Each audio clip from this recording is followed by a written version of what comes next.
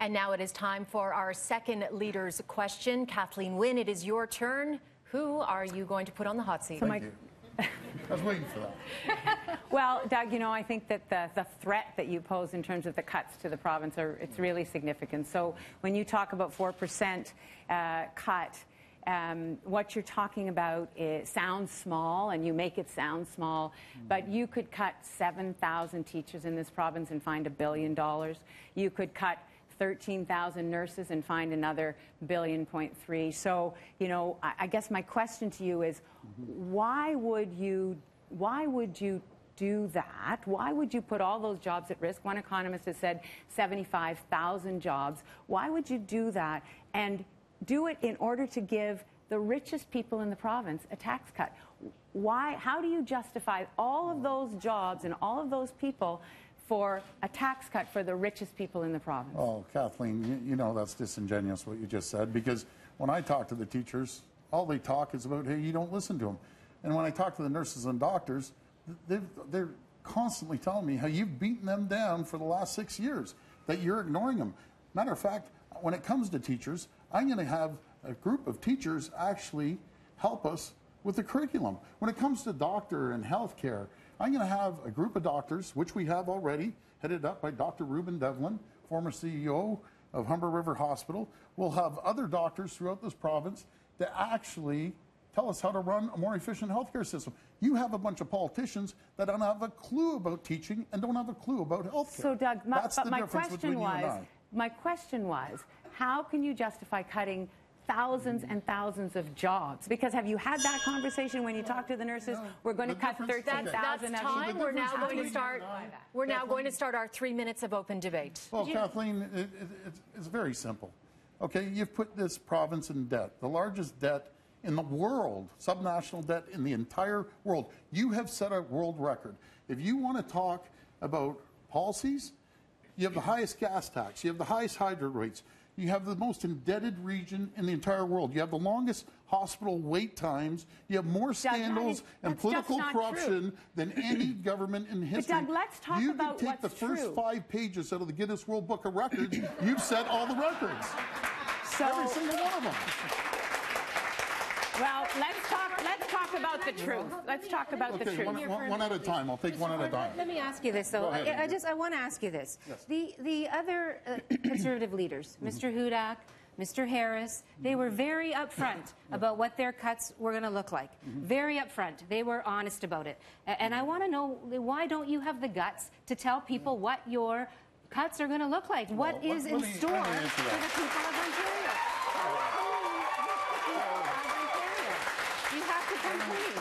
Let me answer that, Andrea. I'll answer that, Andrea. Unlike both of you, I've actually helped run a government, not by myself, because we had great people like Mike Dahlgren, a great budget chief, a great deputy mayor, Doug Haldy. So it wasn't just Rob Ford and Doug Ford. Services. But we found over $1 billion. Over $1 billion of savings, and guess what, my friends? But people should know that in advance. Let's just go on record. People should know in advance what they have in store if you become the premier. Not one single person in the city of Toronto got laid off. Matter of fact, we created 56,000 new jobs. We had more cranes in the sky than New York, Chicago, Boston, Dallas combined. The city was thriving. We had a surplus. We made sure that we had additional money.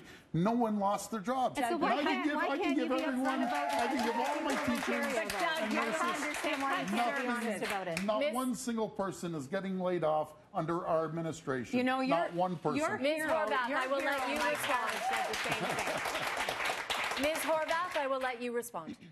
Mr. Ford, what you're saying to people is you're going to cut the taxes for the wealthiest, you're going to cut the taxes for the wealthiest corporations, and somehow you're not going to lay a single person off. You're going to find all kinds of savings. I think you need to be upfront about this and let people know exactly what you have in store, because, let me just finish this one sentence, because the price that people will have to pay in the cuts that you are going to have to make in order to achieve what you say you're going to achieve are going to be enormous. And that's what people have to think about as they look to the kind of future they want for Ontario. So I'm glad that you, Andrea,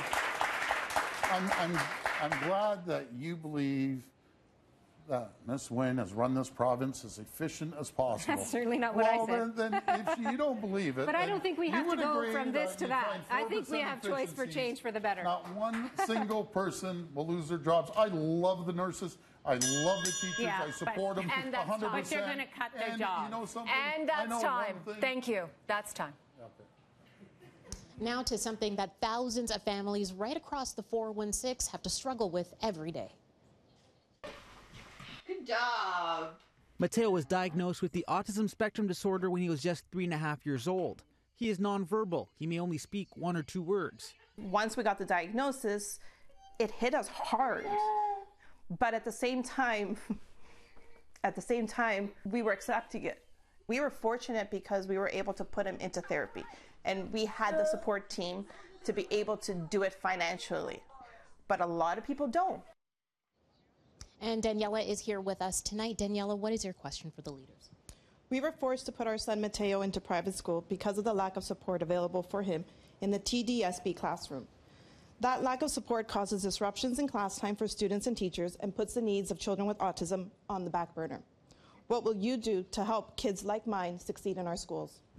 Ms. Wynne, you're up first. Yeah, thank you, and thank you so much for the question. I was actually at the Etobicoke Children's Center this morning at Silver Creek School, and we were talking with parents who are in the new autism program. I'm not sure when you had to put your son in the private school, but the system has changed over the last year and a half. There are more services in the community, and those services are better connected with the school. We announced this morning another $62 million on top of the $500 million that has been in place, and part of that is about direct funding to families to help them find the services that they need. We listen to families, we listen to their concerns, and we designed the program with them so that they would have access. So I hope that you'll have a chance to look at the new program because it is very different, and the parents I talked to today are finding the support that they need.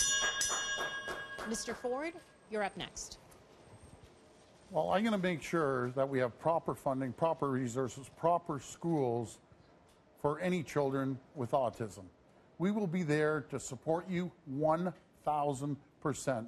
What I can tell you one thing, I promise you, you won't have to be protesting on the front of Queen's Park like you did with the Premier here. I remember those protests because you were cutting the funding, Kathleen. You weren't increasing it. It's taken you 15 years to come to light on this issue. I was over at the Arena Foundation yesterday at their bowling event, had a great time, consulted with them. We also supported Arena on numerous fundraising, but I'm going to listen to the people, and I'm going to make sure we react properly.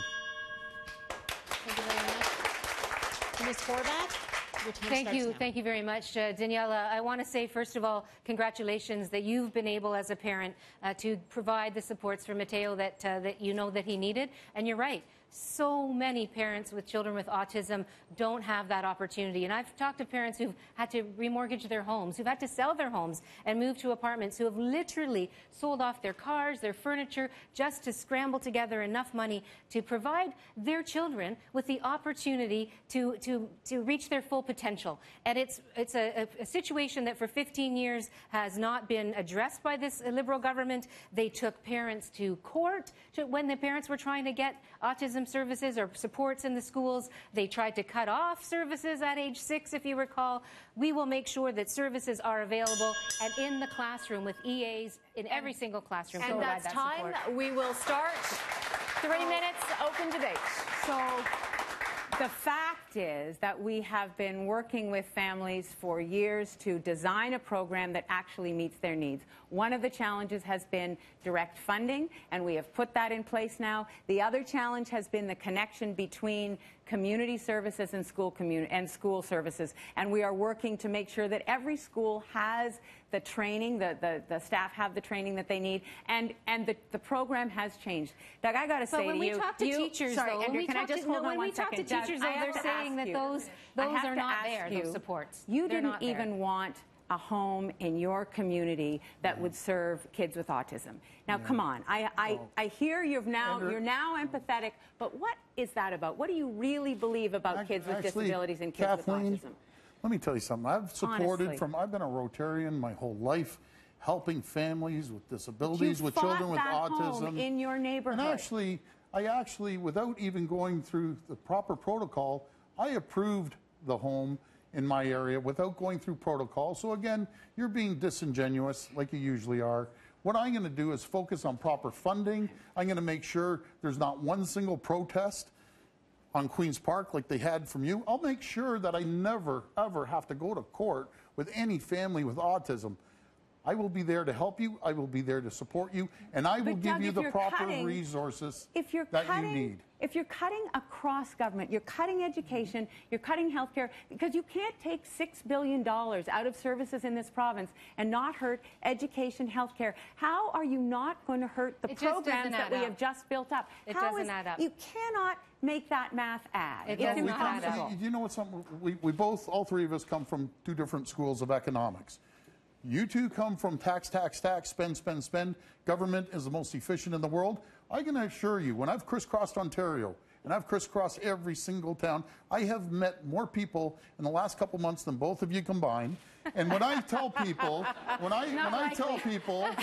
can tell you, well, actually I have, but when I tell people, my friends, we will find 4 cents on every dollar of efficiencies. You know the reaction? No matter if it's from Ottawa or Windsor or Kenora, they break out laughing. That's all you can find is 4 cents efficiencies. Those cuts are going to hurt people, they and know people you've will have to pay the price. But you taxpayers' money. But Doug, you've With said all to your municipalities, scandals, you can add up the billions of dollars of your scandals. We'll save that money and put it reallocated into Doug, you said to municipalities.